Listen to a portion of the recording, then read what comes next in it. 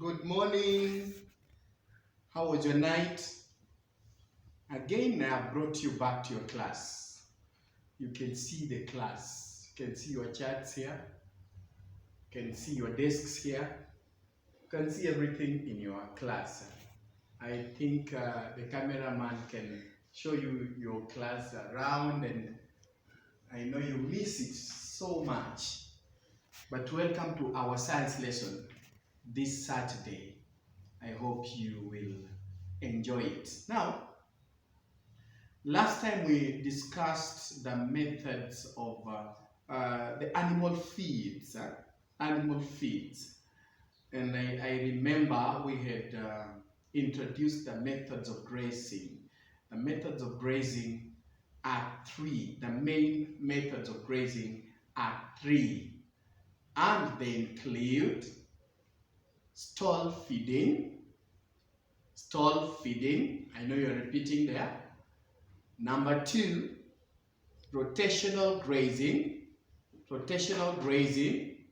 Number three, herding. Those are the three main methods of grazing. Herding, we discussed and said, is the method where a herdsman drives the animals into an open field so the animals graze by themselves as he watches over them and protects them from animals and prevents them from eating other planted crops. That's herding. We said stall feeding refers to a method of grazing where an animal is confined in a stall and there is no movement of the animal. It is brought feeds or grass or fodder in the stall. It is fed in the stall, it sleeps in the stall, it drinks water from the stall. That's stall feeding. There is zero movement.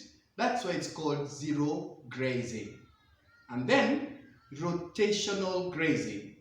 Rotational grazing, like the word suggests, is where an animal is fed at a particular place for a period of time and transferred to another place for another period of time, and that way, and so on and so forth.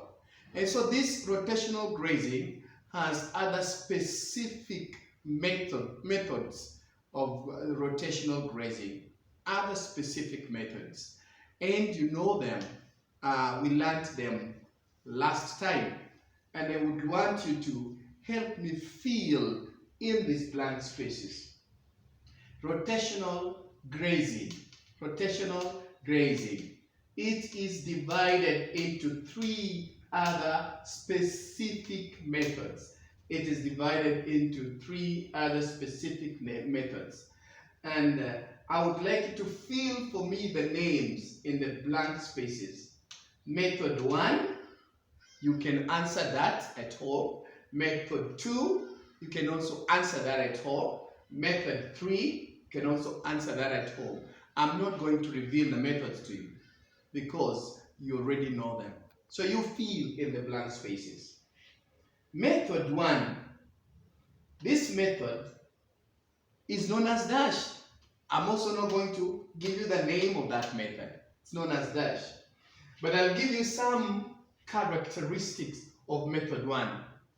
This is a method of rotational grazing whereby high quality pasture is enclosed in a movable fence or in movable fences.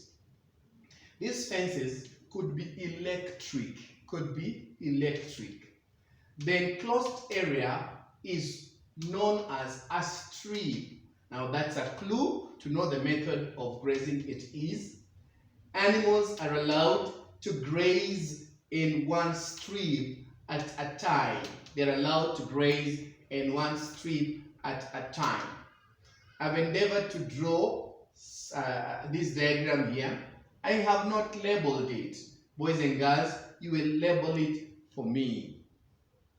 This is strip A, strip B, strip C, strip D, E, F. And you can see the dotted line. Any dotted line means it is not permanent. So those are movable fences. Method 2 of rotational grazing. Here, high quality pasture is enclosed in sections known as paddocks. Sorry, I forgot an N there. Known as paddocks. Another clue to know the method of grazing. Permanent fences are used here, to divide the paddocks. Thus, it is the most expensive to construct, method of grazing to construct, the most expensive. Water troughs are provided in all the paddocks. Water troughs are provided in all the paddocks for the animals to get water. Method 2 is known as dash, and so you will deduce the name of this method 2 and fill it here correctly. I've given you the clue already, and I've also drawn it here. You can see paddock A, B, C, and D. And I don't know what that one is. Please name it for me. And these gaps I've left here, I don't know what they are. Please name them for me. That will give you what method 2 is.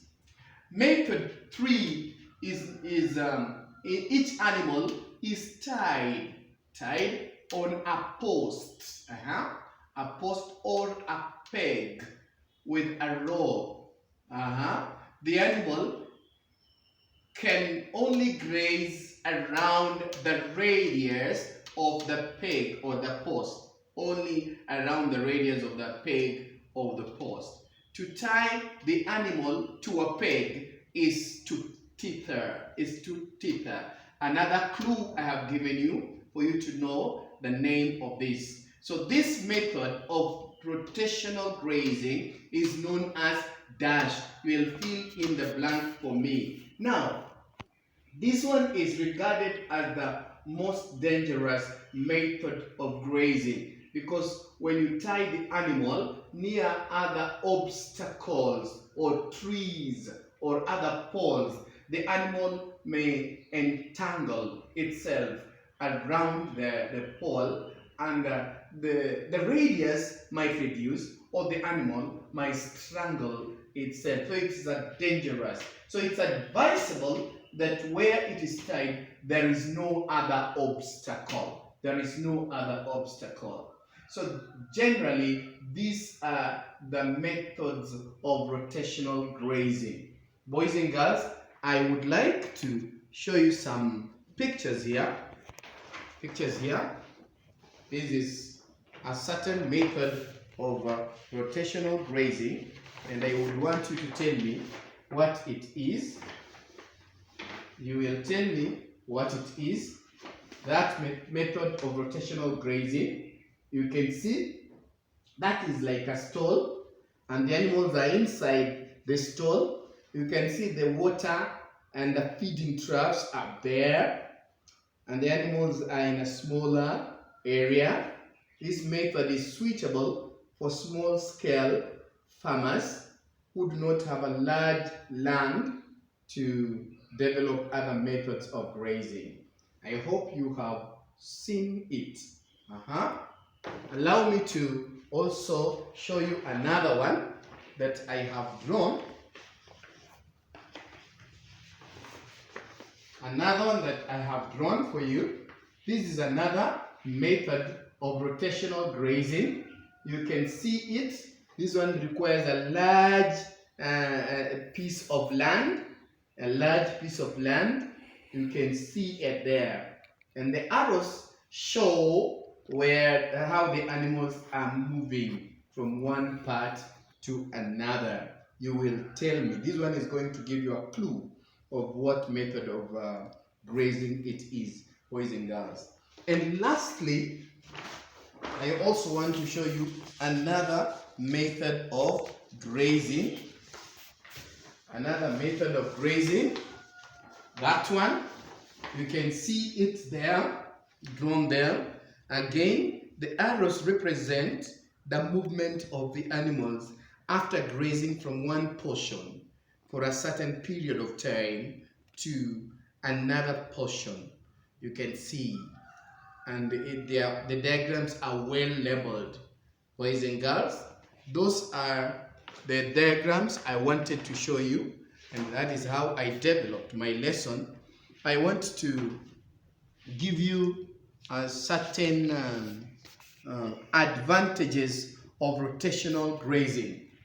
One advantage of rotational grazing, it controls livestock parasites by breaking their lives. It controls livestock parasites, parasites that reduce the quality of animals. So it controls the livestock parasites by breaking the life cycles of these parasites. Number two, pasture is given time to regenerate, to grow again. Pasture is given enough time to grow again. Number three, it assists in the management and proper use of pasture. Management and proper use of pasture. Number three, less labor is required because the animals graze on their own because they are enclosed. Number five, soil erosion is controlled as animals do not overgraze at one place. Number six, animals' waste is evenly distributed across the land, the whole area, because the animals, as they go, they drop their droppings. And number seven, extra grass can be cut and prepared into hay, especially during the rainy season. And then the disadvantages of rotational grazing, because where there are advantages, there are also disadvantages, but the disadvantages are fewer. Number one, it's expensive to maintain permanent fences, especially for paddocking, and electric fences, especially for strip grazing. Number two, it is not, if not well managed, pasture can be destroyed through overgrazing. If not well managed, you must know a particular time. When a particular time elapses, the animals are driven to the next portion of land. Number three, it cannot be practiced in areas where we have small pieces of land. Cannot be practiced in areas where you have small pieces of land. Number four, animals can easily be starved, especially if the animals are left at the same point for a long time. Number five, we say tethering is very dangerous because it can entangle the animals. And those are the 5 disadvantages of rotational grazing. Remember, the advantages are 7, the disadvantages are 5. And so it's a better method of grazing. I hope you have all understood. Boys and girls, I would want you to copy the notes. I would want you to copy the notes on the blackboard, and I know you have, the camera has captured all the notes clearly, and we will continue. Our next lesson shall be English language. Thank you.